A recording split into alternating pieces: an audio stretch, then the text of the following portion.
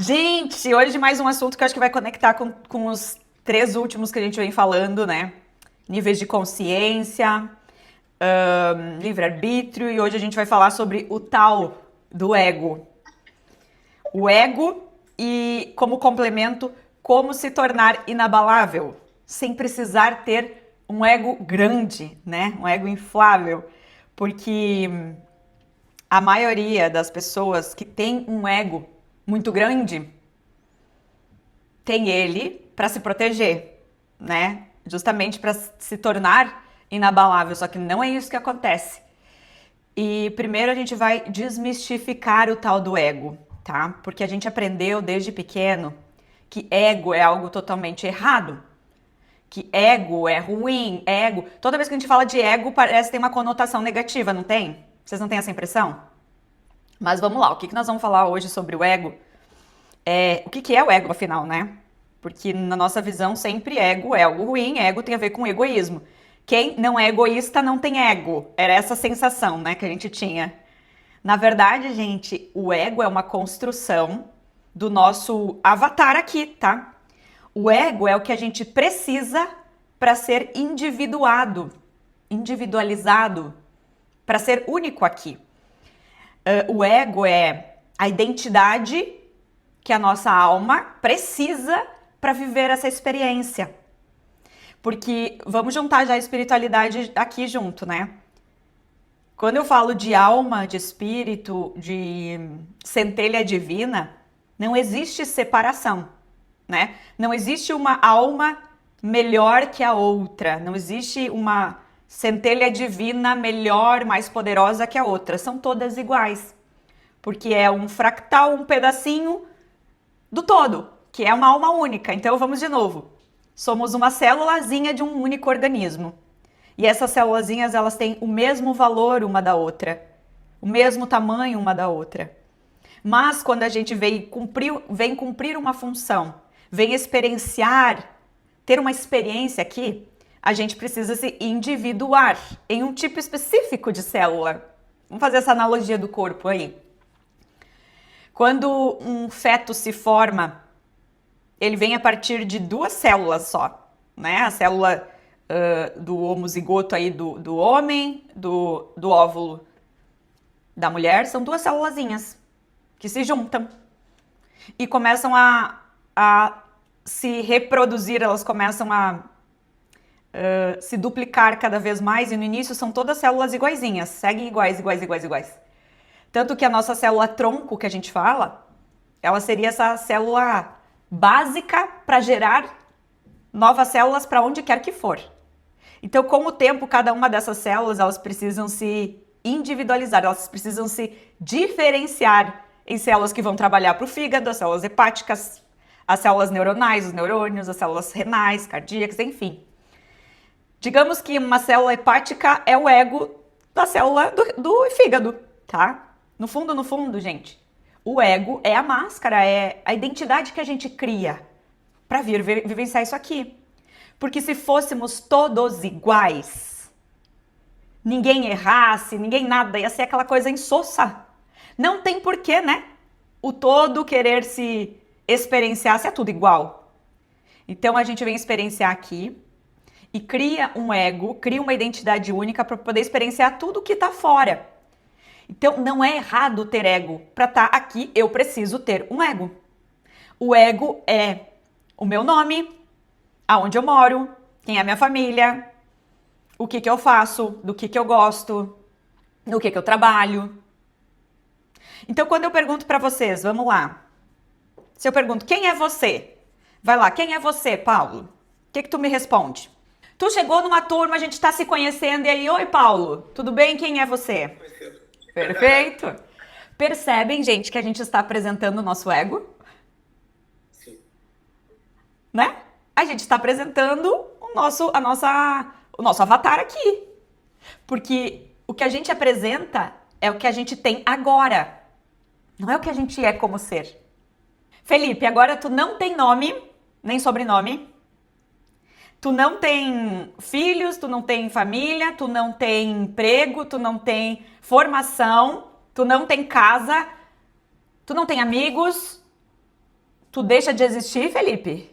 Mas percebem, gente, tudo isso pra quê? Pra gente perceber que a gente não existe aqui sem um ego? A gente não existe aqui sem um ego.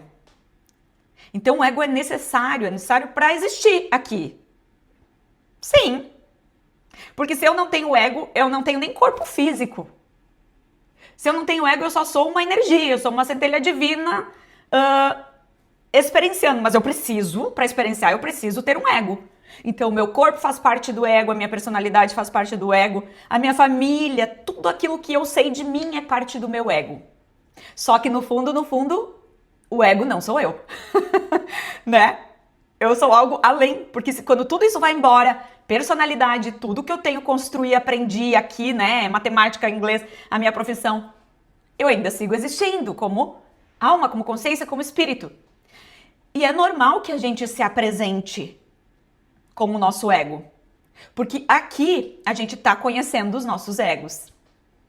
E quanto mais a gente vai evoluindo a nossa consciência, menos a gente vai se identificando com o ego. Não significa que a gente vai deixar de usá-lo. A gente sempre vai usar o nosso ego.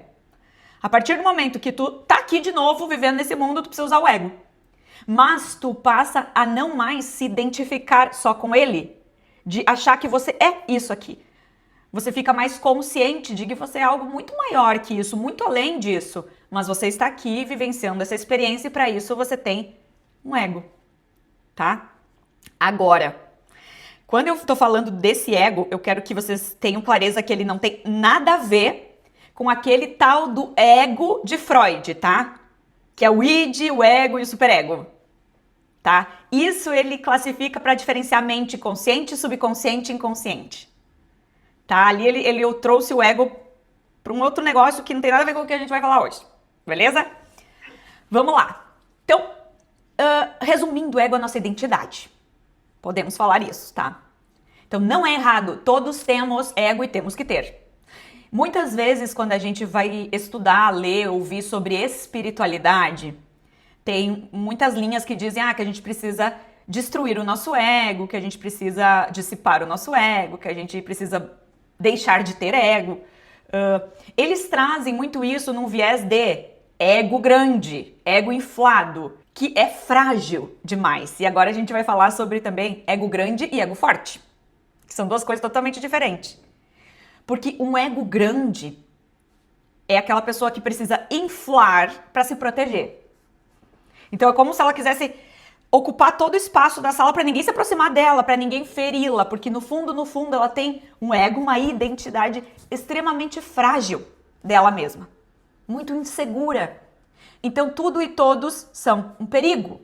Portanto, se eu inflo, se eu pareço grande, eu me protejo. Só que esse ego grande é aquele, gente, que quando tu entra com uma pessoa assim numa sala, parece que todo mundo tem que sair porque só cabe ela. Já tiveram essa sensação? Né? Que a pessoa tá ocupando todo o espaço, toda a energia, tu tá quase sem ar lá dentro na presença dessa pessoa. Essa é a pessoa do ego grande. Agora, um ego forte, ele não precisa ser grande. Um ego forte é aquela pessoa que ela sabe quem ela sabe o que ela veio fazer aqui, ela sabe que ela não é esse ego, mas usa esse ego, essa identidade, e ela não se fragiliza, ela não se sente vulnerável. Ela não entrega o seu poder na mão do outro e também não é atingida pelo outro. Então ela é inabalável. Vamos lá. Estamos numa construção de um ego forte. A gente precisa construir um ego forte para vivenciar esse mundo aqui cheio de desafios, cheio de egos grandes, né? Sem nos dar por vencidos, né? Porque não dá pra gente viver aqui sem um ego grande e sem um ego forte, porque senão tu tá ferrado. Tem muita gente que vive aqui sem ego grande, mas sem ego forte. E é aquela pessoa que ela mal sobrevive, né? Porque ela não consegue fazer nada na vida, ela não consegue ir pra frente, ela não consegue viver em paz, ter uma relação segura, ela não consegue prosperar, ela não consegue nada. Prosperar, eu digo, em todos os sentidos, não é só financeiro, né? E a pessoa também que tem um ego grande e um ego fraco, ela consegue bater mais de frente, ela consegue até encarar certas situações, mas ainda assim ela não consegue viver um equilíbrio mental, emocional, ter paz de espírito e se sentir plena. Porque lá dentro, lá no fundo, é tudo quebrado. É frágil por dentro demais. Então a intenção é construir um ego forte. Passou muitas pessoas aqui que a gente claramente sabe que tiveram um ego muito forte. Quem? Bora lá. Quem passou por esse mundo que construiu um ego muito forte? Jesus. Jesus. Quem de vocês assistiu ou tá assistindo a série The Chosen? A primeira temporada é a mais chata ainda, tá? A primeira temporada tu tem que insistir um pouco. Mas depois, gente, é sensacional. Eu sei que o tempo é escasso, né? Mas é uma série que vocês podem assistir com criança, com as esposas, super de boa. Não é aquelas séries religiosas chatas, pelo contrário. É outra pegada. É outra pegada. Mais histórica até, né, Vanessa? Exato, ela é histórica, mas ao mesmo tempo ela é muito mais verdadeira, não é aquela coisa meio de mística, assim, sabe? Ela mostra seres humanos ali com seus conflitos, momentos de drama, momentos de comédia, sabe? É uma coisa, é um Jesus como eu imagino que ele foi. Muito isso, sabe? Muito humano ao mesmo tempo. Então tu vê ele vivendo emoções humanas, tu vê ele nos desafios, tu vê ele nesse conflito, às vezes até interno, de saber quem ele é e às vezes de se identificar, sabe, com as emoções e tudo. É sensacional, mas ali mostra muito isso. Ele tinha uma consciência extremamente evoluída, ele é uma alma de 12ª dimensão, uma energia sensacional, mas para viver nesse mundo material ele teve que assumir um ego, né? Ele tinha uma personalidade, ele tinha uma família, ele tinha aquela coisa de, carpinteiro, judeu, ele tinha várias... Só que ele foi desconstruindo isso, né, pra ele, com o tempo. Mas até o fim, todo mundo conhecia o ego dele, o Jesus como humano, com a personalidade dele, super forte.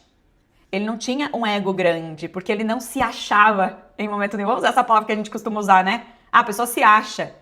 A última bolachinha do pacote, toda quebrada. Brincadeira. Então, ele não se achava, mas ele não fragilizava, ele não se entregava, ele não baixava a cabeça, ele lidava com os desafios da maneira que tinha que ser. Teve agora na última temporada que eu tô assistindo, agora veio a 4ª pro Netflix. Tem até 7, se eu não me engano, não chegou todas no Brasil. O último episódio que eu assisti, tava ele e a turma, né? E os guardas romanos ali pediram para eles carregar 1 quilômetro toda a armadura e as sacolas deles e tudo mais, e botaram o capacete de romano na cabeça de Jesus, assim, humilharam ele. A intenção era, né, humilhar ele. Vestiram ele praticamente de soldado romano. E eles carregaram, então, as coisas dos soldados por 1 quilômetro, os soldados rindo deles, fazendo palhaçada e tudo mais. E ele ali, firme e forte, chegou esse 1 quilômetro, que eles eram proibidos de deixar mais, tinha aquela lei, né, eles só podem ajudar 1 quilômetro. E aí Jesus disse, não, vocês não têm um postinho aqui na frente, só mais 1 quilômetro? A gente vai ajudar vocês até lá. E aí foi uma quebra de padrão, né? Ó a quebra de padrão aí. Como assim? Não, mas a gente só pode até aqui. Não, mas por coação, vocês só podem nos obrigar até aqui. Mas se a gente quiser ajudá-los, a gente pode ajudá-los até lá. E foi isso que ele fez. Ó o teste do ego grande e do ego forte. Que ele quebrou o padrão de todos eles. Ali ele virou a chave dos que estavam se sentindo ego grande, né? Que eram soldados. Eles foram desconstruídos ali. Porque jamais eles pensaram que aquilo poderia acontecer. Então foi uma quebra de padrão total que desconstruiu aquele ego grande. A única maneira de você desconstruir, de lidar com uma pessoa de ego grande, é tendo um ego forte. Essa é a primeira lição, tá, gente? A única maneira de conseguir lidar com uma pessoa de ego grande é tendo um ego forte. Porque senão, você cai, você fragiliza, você se entrega. A gente vai falar sobre como construir um ego forte, já, tá? Relaxa. Mas a gente já vem nessa jornada, né? Toda vez que tu entra para um processo de autoconhecimento, de entender quem você é, porque aí você conhece o teu ego. E você entende que você não é o ego, que isso é uma construção necessária. Então você já entra para um processo de fortalecer. Porque as pessoas que não se conhecem, no sentido de não ter autoconhecimento, elas não conhecem o seu ego, como é que elas vão fortalecer se elas não conhecem o seu ego? Se elas renegam que elas têm um ego, porque elas nem sabem o que é um ego. Elas fogem disso, né? A pessoa se ofende ainda. Quanto mais ego grande ela tem, mais ela se ofende se chamar ela de egoísta ou de qualquer coisa nesse sentido. Mas a palavra egocêntrica pra gente significa que o teu ego é o centro. Sim. Do universo, do planeta. Então quando a gente fala uma pessoa muito egocêntrica, é porque ela se acha o centro. Ela se acha mais... O ego dela é mais importante que o dos outros. Ela, como personalidade, como identidade, é mais importante que os outros. Esse é o sentimento de uma pessoa egocêntrica. Por isso que o autoconhecimento, né? O autoconhecimento, o evoluir a consciência de quem você é, do que você veio fazer aqui, entender o teu propósito, a tua missão, tudo isso te leva a fortalecer o teu ego. E como o Felipe falou, realmente, quando a gente chega aqui, a gente chega como uma alminha, né? Entrando ali numa célulazinha que tá assim... Só que já na barriga da mãe a gente já começa a construir esse ego que a gente vai ter aqui, tanto via DNA, porque o DNA ele já vai codificar um ego pra gente, porque ele codifica o nosso temperamento, que é parte da personalidade. A gente já começa a criar esse ego a partir dos sentimentos da mãe, do que ela vive lá fora, ela já passa. Agora, é muito isso, conforme tu vai crescendo, principalmente ali na infância, adolescência, tudo aquilo que você vive, todos os desafios que você tem, os traumas, as crenças, tudo isso vai construindo o teu ego. E aí vai muito do poder do livre-arbítrio de decidir o que tu vai fazer com aquilo. Porque as situações são inerentes, elas vão acontecer. Você não tá no controle do universo, né? Você não tem como impedir que alguém faça algo, que alguém te provoque, que alguém queira te machucar. Mas a maneira com que você vai lidando com isso já desde pequeno, e aí sim, tem o viés do nível de consciência que você já está, né? Que é isso que o Felipe traz. Se você ainda é uma consciência muito primitiva aqui, tu vai lidar de uma maneira mais difícil, mais ruim, vai ter um pouco mais tendência de crescer o ego por proteção, ou não, ou por fragilizá-lo total, sem crescer, né? Então, tudo isso são vieses que podem ir acontecendo ali, né? E são coisas que a gente não escolhe que venha, mas a gente tem o poder de ir escolhendo como vai lidar. E claro, quanto antes a gente for despertando para isso, se abrindo a conhecimento, buscando entender, mais rápido a gente consegue dominar esse ego. E aí, de novo, a pessoa que tem um ego inflado, que é o ego grande, que ela tá ali por proteção, porque toda pessoa que tem um ego grande, na verdade, ela só quer se proteger, tá? Ela quer se proteger, só que ela não sabe disso, né? Ela acha que ela é top de linha, assim. E ela quer se proteger da realidade mesmo. Exato! Ela não quer enxergar a realidade. Na verdade, a pessoa que tem um ego grande, ela tem tanto medo da vulnerabilidade, ela tem tanto medo da fragilidade, ela tem medo de ser afetada pelo fora, que ela infla por proteção. Entende? Aí, de novo, é pra gente não criar raiva dos egos grandes por aí, porque, na verdade, por trás de todo o ego grande, tem muita vulnerabilidade e fragilidade ali. E aí, quando você vai fortalecendo o teu, você vai também reconhecendo lá fora quem tem ego forte e ego grande. O ego é 100% da matéria, né? Ele é 100% dependente do nosso sisteminha mental que tá aqui direcionando. Vamos lá, imagine que nosso corpo é uma máquina biológica. E o ego é parte dessa máquina biológica, né? Ele não tem a ver com a nossa essência. Ele é o sistema, um sisteminha da máquina biológica que vai construir uma identidade para você vivenciar isso aqui.